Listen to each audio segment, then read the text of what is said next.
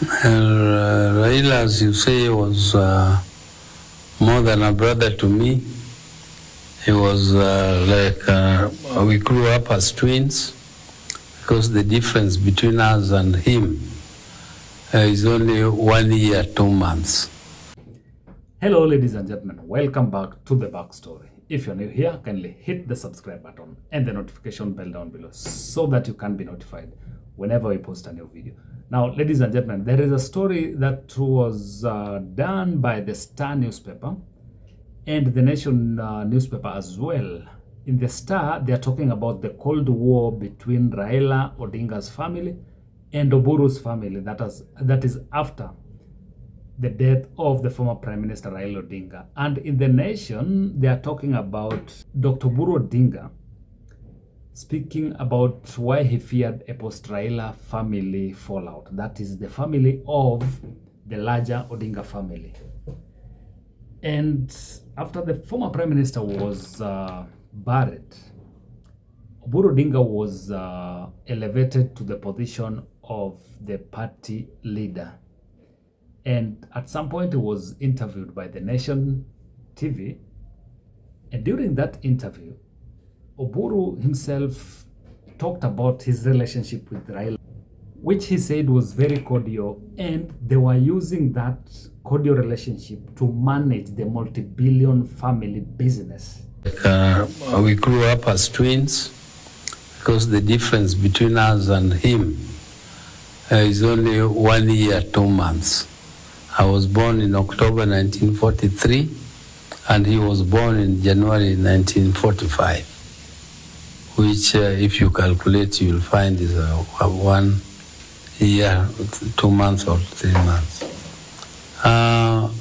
I was quite shocked, because I did not expect him to go so abruptly like that.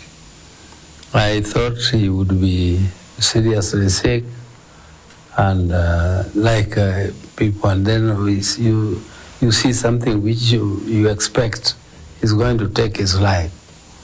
I spoke to him the night before he died, and he was in very, very good spirits, and we talked over a lot of issues, and he was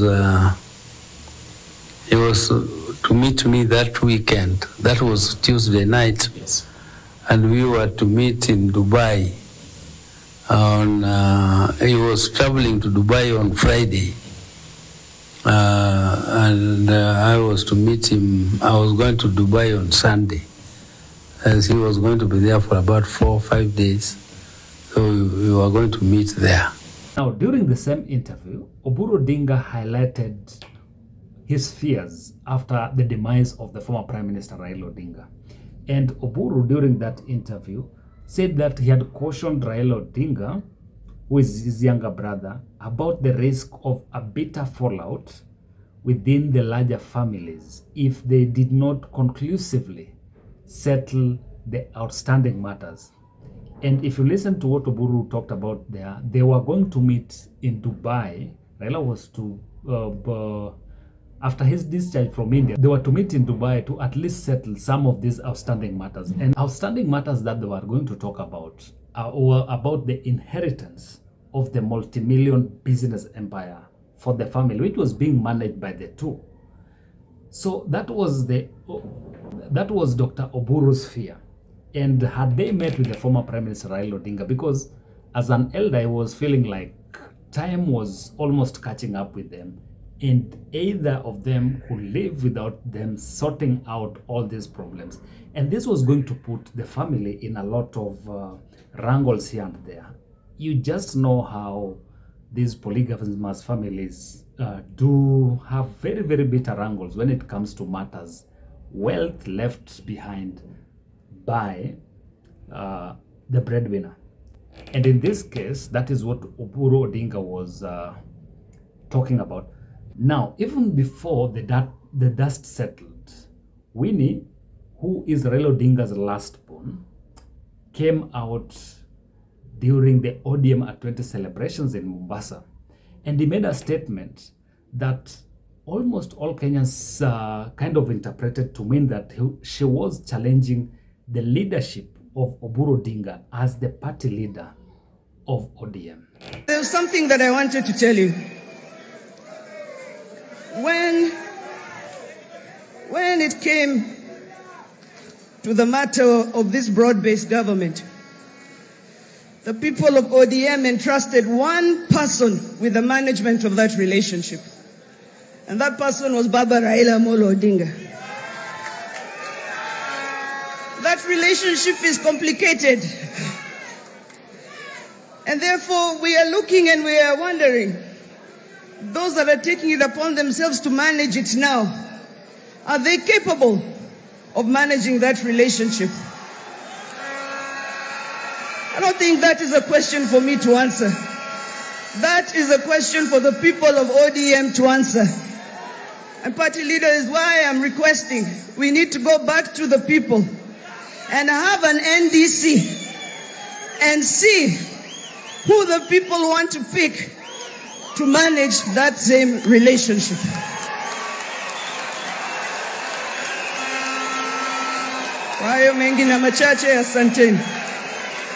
In that video, Winnie is talking about the capability of the leadership of ODM to continue engaging with President William Ruto on matters to do with broad-based government. But look at it. The likes of Joe, or the likes of Wanga, Osotsi, Arati, all these guys are still very young and they are deputy party leaders.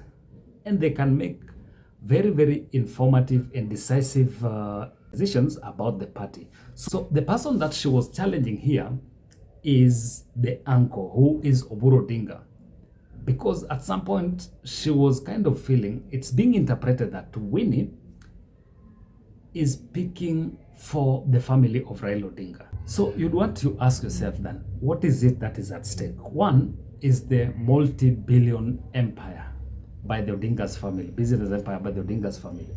So if she is talking on behalf of the family, then she's kind of in a way challenging the uncle to at least give them their share of that investment so that they can manage it on their own. Then the second one, which is raising eyebrows here, is the ODM party. Remember, ODM party was Raila and Raila was ODM. So everything that was happening there was being managed by Raila himself. And ODM party on its own gets allocation from the political parties fund to a tune of 421 million shillings every year.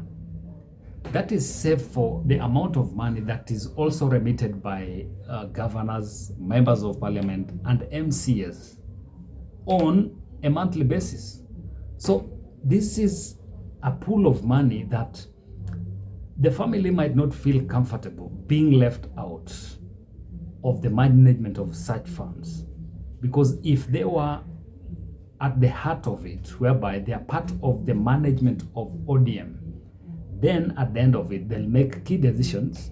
So Winnie and the family would want a situation whereby they are at the heart of the management of ODM party, which was his father's party.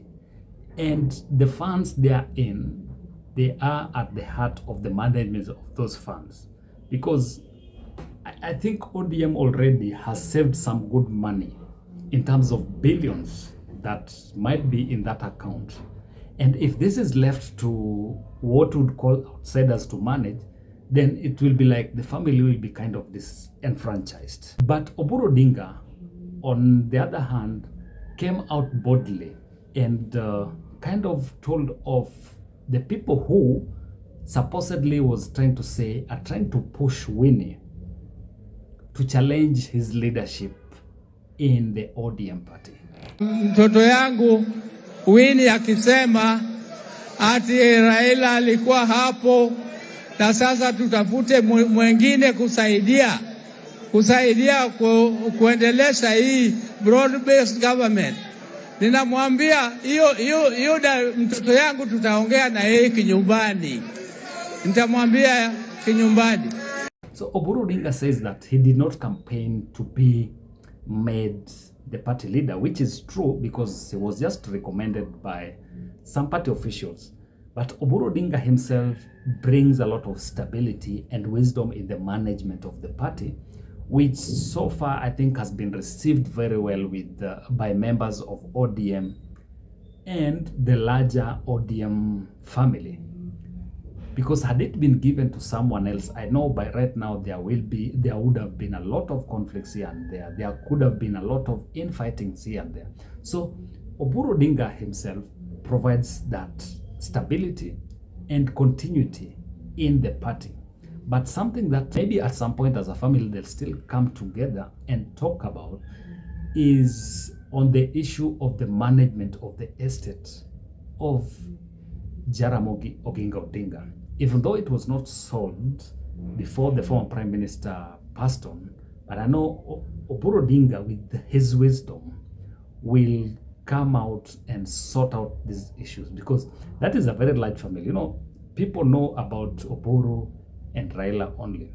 They still have other stepsisters that I know at some point, and stepmothers that I know at some point will also start asking questions and ask for their portion of that estate. One thing that I would want to say is that ODM is kind of in a transition.